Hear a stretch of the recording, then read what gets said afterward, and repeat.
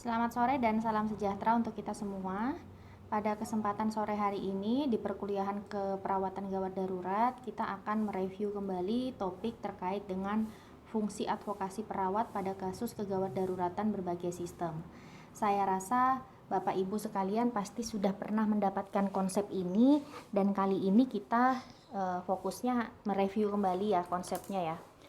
Yang pertama kita lihat bahwa advokasi itu disebut sebagai sebuah jantung keperawatan yang profesional. Jadi, dalam keperawatan profesional, fungsi kita sebagai advokat itu adalah fungsi yang utama.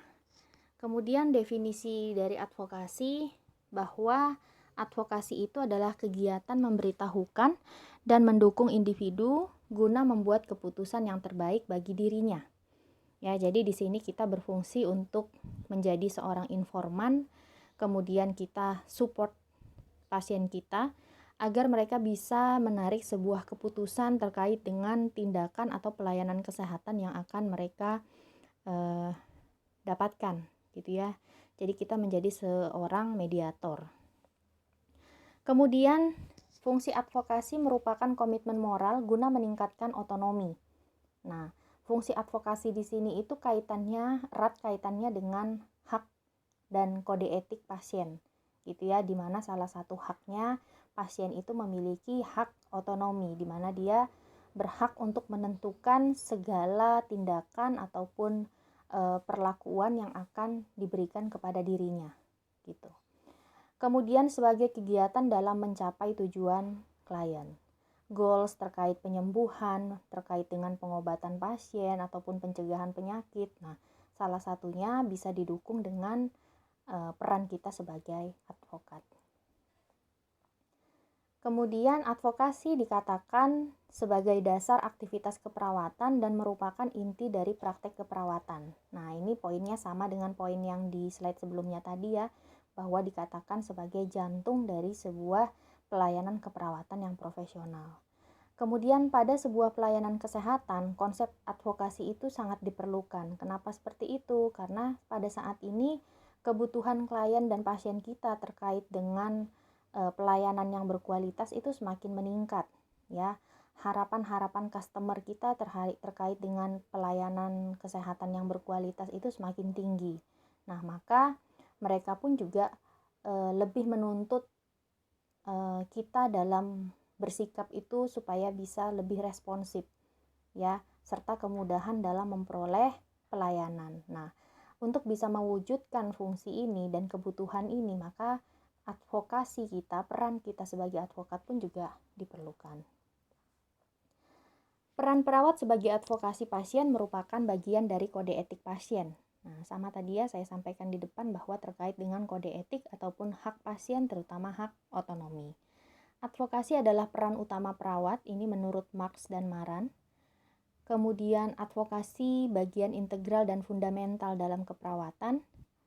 Kemudian dikatakan pasien advokasi merupakan tanggung jawab etik yang mendasar, ya sama ya konsepnya. Kemudian advokasi itu merupakan kondisi ketika perawat menggunakan skill mereka sebagai pendidik, konselor, dan leader guna melindungi dan mendukung hak pasien. Nah, jadi di dalam fungsi advokasi itu sebenarnya kita sebagai perawat itu menggunakan atau menjalankan 3 peran kita, sebagai edukator, kemudian sebagai konselor, dan sebagai leader.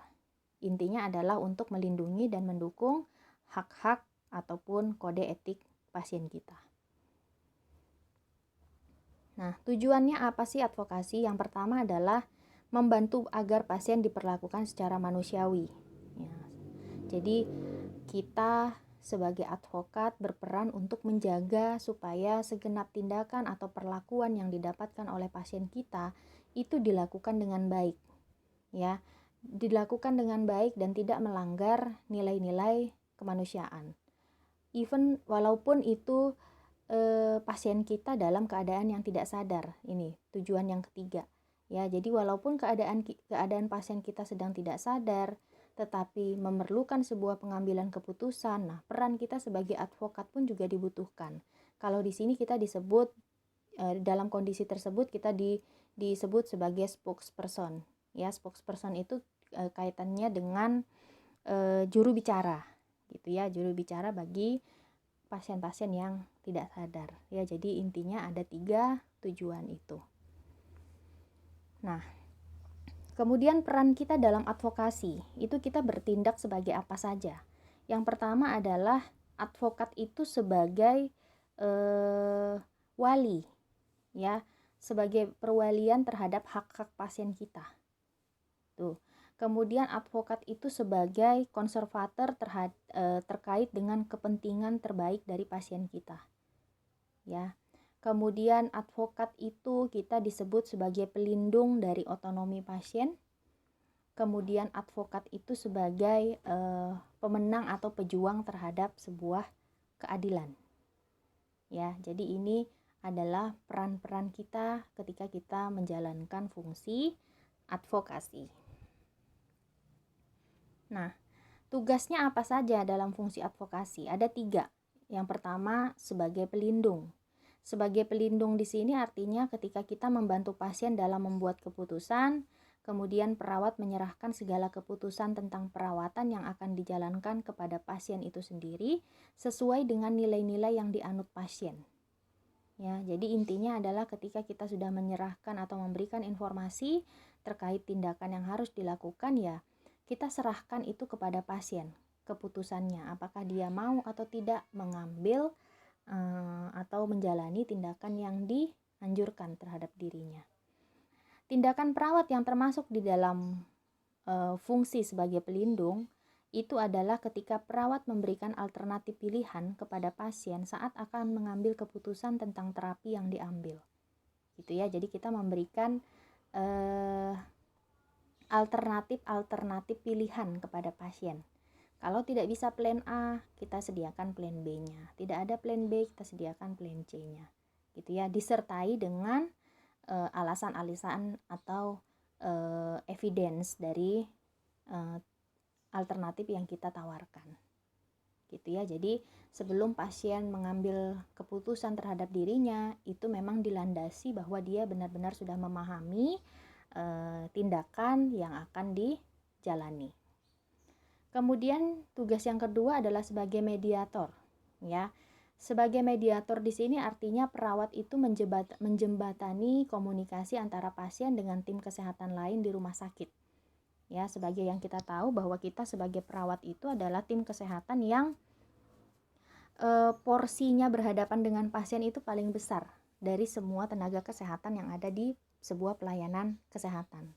Kita 24 jam ya menangani pasien kita. Jadi kita sebagai perawat harus bisa menjalankan fungsi kita sebagai mediator.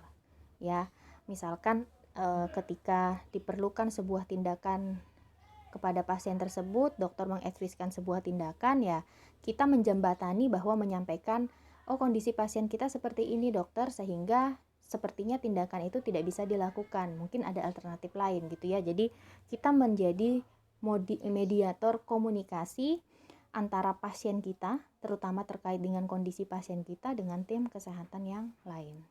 Nah, sebagai mediator, seorang perawat itu harus melakukan tindakan yaitu menemani pasien saat kunjungan dokter. Ya, ini penting ya. Menemani pasien saat kunjungan dokter, kemudian menentukan menu diet bersama dengan ahli gizi yang ada, dan juga memberikan penjelasan kepada pasien mengenai pengobatan yang diterimanya. Nah, jadi yang paling ini adalah contoh tindakan-tindakan yang bisa kita lakukan ketika kita menjalankan fungsi atau tugas kita sebagai mediator dalam peran advokasi. Kemudian sebagai pelaksana tindakan. Nah, jelas ya kita sebagai care provider ya. Kita melaksanakan asuhan keperawatan sesuai dengan apa yang dibutuhkan oleh pasien kita. Nah, tindakan perawat yang termasuk di dalam tujuan pelaksana tindakan adalah ketika perawat mampu memberikan lingkungan yang sesuai dengan kondisi pasiennya, kemudian kita melindungi pasien dari tindakan yang dapat merugikan pasien, dan kita memenuhi semua kebutuhan pasien selama pasien tersebut dirawat. Oke, itu termasuk contoh dari peran-peran perawat sebagai pelaksana dari tindakan. Nah, ini adalah jenis-jenis dari kegiatan advokasi. Ya, ternyata kegiatan advokasi pun dibagi menjadi 5 jenis ya. Yang pertama adalah advokasi anticipatory guidance ya. Jadi anticipatory guidance ini dia disebut sebagai primary prevention atau preventif primer ya, tindakan masih dalam tindakan pencegahan. Kalimatnya saja sudah antisipasi, berarti sebenarnya memang belum terjadi ya. Jadi kita mengantisipasi supaya hal tersebut tidak terjadi. Jadi tindakannya adalah kita membantu klien yang kemungkinan mengalami kesulitan. Ya, jadi baru kemungkinan akan mengalami kesulitan, kemudian kita lakukan tindakan advokasi, yaitu masuk ke dalam jenis anticipatory guidance. Oke. Kemudian kita mengantisipasi keluarga dalam menangani masalah keterbatasan dan penyakit kronik. Nah, jadi bukan hanya kita mengatasi atau mengantisipasi kesulitan yang dialami pasien, tapi juga dengan keluarganya. Gitu ya, misalkan pos perawatan stroke ya, keluarga akan melakukan perawatan di rumah kepada anggota keluarganya yang sedang sakit. Kemudian untuk bisa mengantisipasi permasalahan-permasalahan selanjutnya, kemudian kita melakukan penyampaian informasi-informasi kepada keluarga pasien. Gitu ya. Jadi sebenarnya belum ada kejadian atau insiden yang terjadi, tapi kita sudah mengantisipasi terlebih dahulu. Gitu ya. Kemudian role modeling. Nah, role modeling ternyata juga masuk ke dalam jenis advokasi. Jadi ketika seorang perawat menjadi role model dalam berperilaku yang benar. Ya, kita berbicara dengan benar, kita menyampaikan informasi dengan baik, dengan senyum, kemudian dengan ramah, kemudian segenap tindakan yang kita lakukan itu kita lakukan dengan profesional. Nah, konsep role modeling ini ternyata juga masuk ke dalam jenis advokasi. Ya, jadi ketika kita sudah menjalankan role model kita dengan baik, berarti itu artinya kita juga menjalankan fungsi advokasi, salah satu fungsi advokasi kita dengan baik. Kemudian educational information. Ya, jelas ya, di sini adalah pemberian informasi. Jadi, pembelajaran dan pemberian informasi kepada pasien untuk membantu memilih dan menentukan pilihan terhadap info yang diberikan. Kemudian perawat membantu pasien mengumpulkan info dan belajar terhadap perilaku promosi kesehatan. Ya, jadi secara garis besar intinya adalah peran kita dalam memberikan informasi terkait dengan tindakan perawatan dari pasien. Jenis yang keempat adalah ongoing support. Ongoing itu berarti continue, keberlangsungan ya. Jadi support yang terus-menerus dilaksanakan atau support yang terus-menerus dilakukan gitu ya, itu ongoing. Jadi kita memberikan bantuan pada klien kita dalam membuat keputusan yang beralasan. Kemudian perawat sebagai partner dalam menyelesaikan masalah kebutuhan pelayanan kesehatan. Intinya adalah dalam setiap apapun kondisi pasien, kemudian tindakan yang diperlukan untuk pasien kita memberikan support ya. Jadi support itu terus menerus, ongoing. Kemudian yang kelima adalah jenis collaboration and referral ya. Jadi fungsi kolaborasi.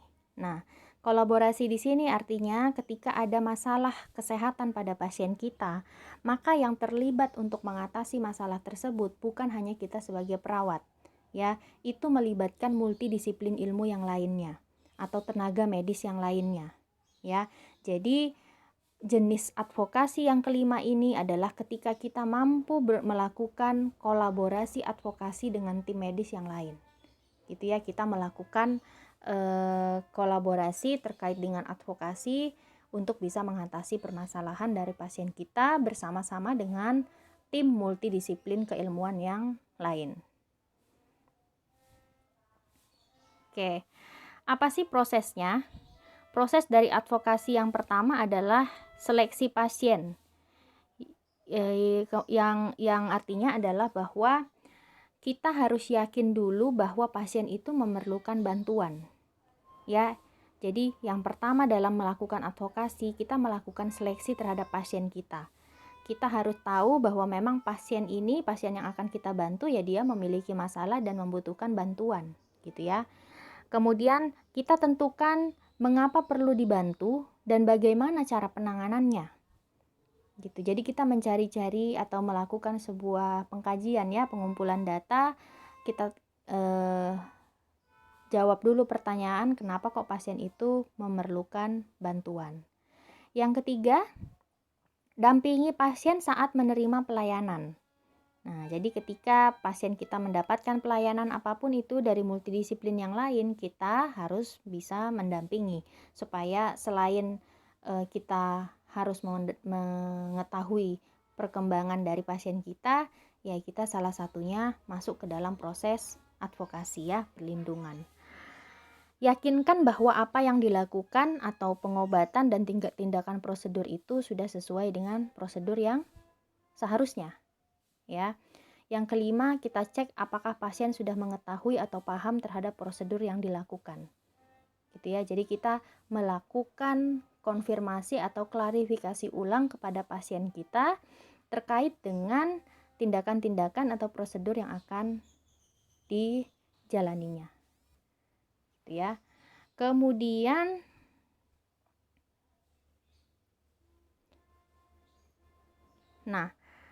tahapan yang pertama. Saya rasa ada slide yang hilang. Oke. Tahapan dari proses advokasi itu meliputi pengkajian, ya. Jadi pengkajian itu kita kaji tadi ya sama ya, apa yang diyakini pasien sebagai masalah, ya. Jadi hal apa yang menjadi masalah, kemudian aspek mana yang terbaik untuk perawat memulai intervensi, kemudian kita perlu kaji juga sistem-sistem pendukung yang ada yang dapat kita manfaatkan dalam penyelesaian masalah pasien. Sistem pendukung di sini bisa dari support system, family support systemnya, ataupun sistem pendukung lainnya dari pasien gitu ya. Jadi kita harus kaji itu. Kemudian perencanaan. Kita kaji kapan masalah itu bisa diidentifikasi. Kemudian yang ketiga adalah kita secepatnya bisa menggunakan sumber pendukung yang ada.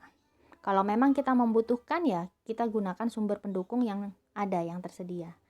Kemudian anggota keluarga harus kita libatkan ya, family center care gitu ya. Jadi sebuah perawatan atau pemulihan yang itu sifatnya adalah berpusat kepada keluarga gitu.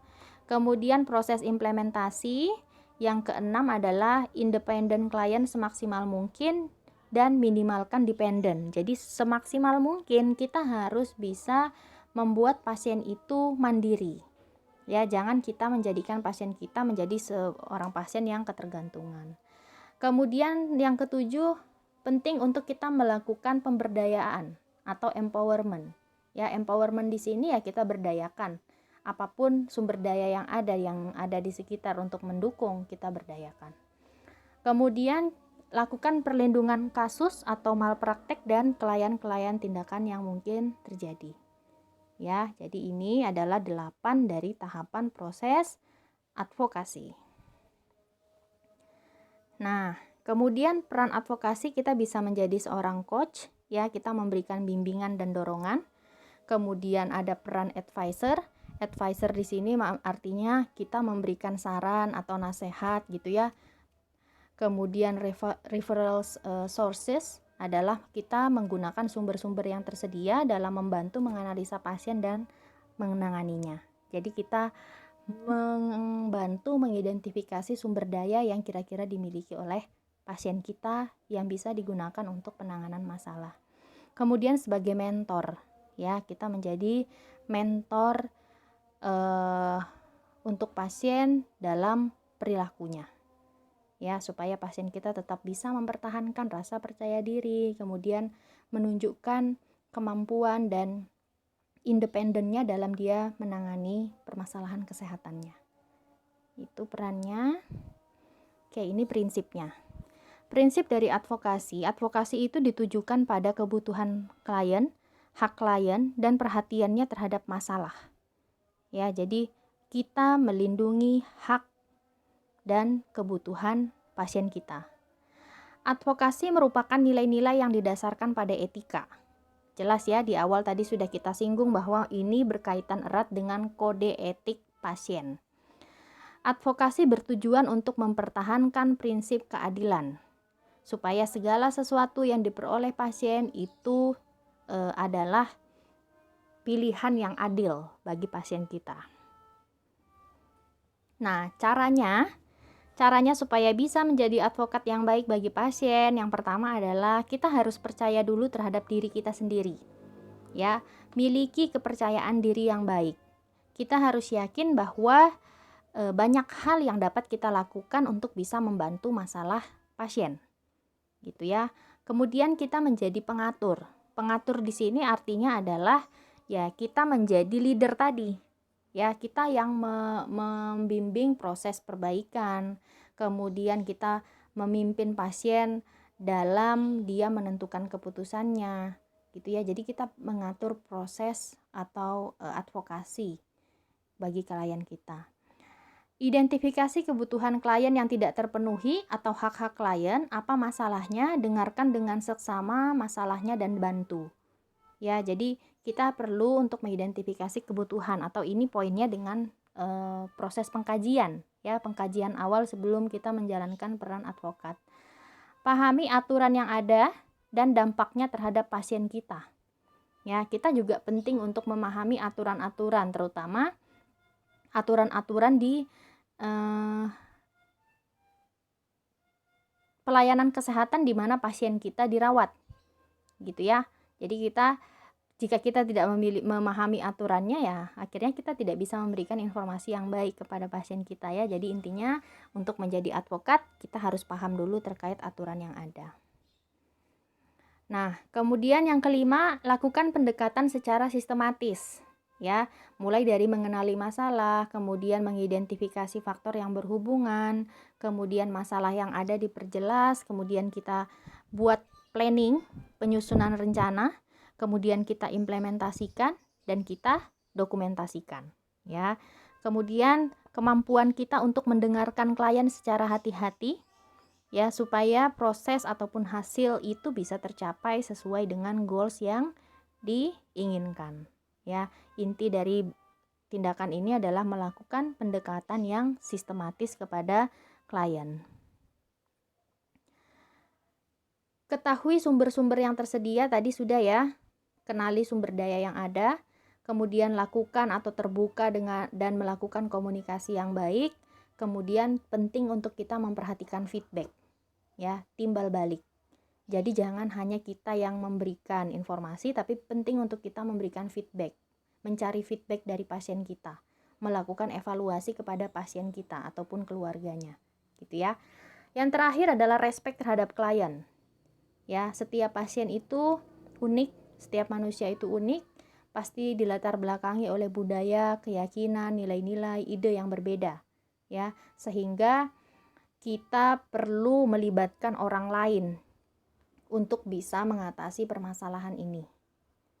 Ya, jadi jangan kita bersikeras untuk kita membantu sendiri, ya. Kita libatkan orang lain yang kira-kira mungkin memiliki budaya, nilai-nilai, keyakinan, ide yang sama dengan pasien kita. Gitu ya, itu pasti akan lebih bisa membantu proses fungsi advokasi. Nah, dalam advokasi jelas ya yang paling dibutuhkan adalah komunikasi yang baik dari perawat. Bagaimana kita bisa menjadi seorang informan yang baik, bagaimana kita bisa mempengaruhi pasien dalam pengambilan tindakan terbaik untuk dirinya, kalau kita tidak melakukan komunikasi tersebut dengan baik pula. Gitu ya. Jadi, kiat komunikasi efektif dalam peran advokasi adalah harus berkomunikasi dengan jelas, ya, kalimatnya jelas, kemudian kalimat penggunaan kata yang dipilih benar, harus konkret, ya, kemudian lengkap, dan sebisa mungkin kalimat itu ataupun penyampaian informasi itu disampaikan dengan ringkas tapi jelas, ya. Kemudian kita harus punya kemampuan untuk bisa meyakinkan pasien kita, ya. Harus ada keberanian, kemudian bersifat kontekstual, ya. harus ada kehati-hatian, dan yang paling terakhir adalah bersikap sopan. Ya, ini adalah beberapa kiat-kiat komunikasi yang efektif di dalam fungsi advokasi supaya kita bisa memberikan advokasi dengan baik. Oke. Nah, sebenarnya fungsi advokat, apapun itu konsepnya, apapun itu setting tempatnya, apakah di kegawat daruratan, atau di keperawatan kritis, atau di bangsal perawatan anak, maternitas, atau medical bedah, dan yang lain-lain, sebenarnya fungsi kita sebagai advokat sama. Ya, intinya kita membantu untuk pasien dalam pengambilan keputusannya. Nah, tapi yang membedakan dalam pelayanan keperawatan atau fungsi advokat di kegawat daruratan itu adalah tuntutan untuk kita bisa berpikir kritis dan bertindak cepat. Ya, karena setiap pelayanan yang ada di keperawatan gawat darurat, ya dituntutannya adalah kritis dan cepat, tepat dan cepat, gitu ya. Jadi intinya kita menjalankan fungsi-fungsi advokat yang tadi kita pelajari di slide sebelumnya, itu kita bisa lakukan semuanya dengan proses yang lebih cepat. Ya, lebih cepat karena memang pasien kita memang membutuhkan tindakan ataupun hasil keputusan yang cepat. Gitu ya. Jadi sebenarnya settingnya dimanapun itu fungsinya sama, hanya perbedaannya adalah tuntutan untuk kita lebih berpikir kritis dan bertindak lebih cepat. Itu saya rasa ini slide terakhir. Selanjutnya ada 2 kasus untuk evaluasi pertemuan pada sore hari ini. Silahkan nanti Bapak Ibu bisa mengerjakan, kemudian diupload pada Google Classroom yang tersedia. Untuk petunjuk pengerjaannya juga akan nanti saya sampaikan di Google Classroom-nya. Begitu. Terima kasih untuk partisipasinya pada pertemuan perkuliahan sore hari ini. Semoga segala sesuatu informasi yang saya berikan bermanfaat. Apabila ada pertanyaan, silahkan diketikkan di kolom komentar. Nanti bisa saya baca dan saya bantu menjawab di kolom komentar yang tersedia. Terima kasih. Selamat sore.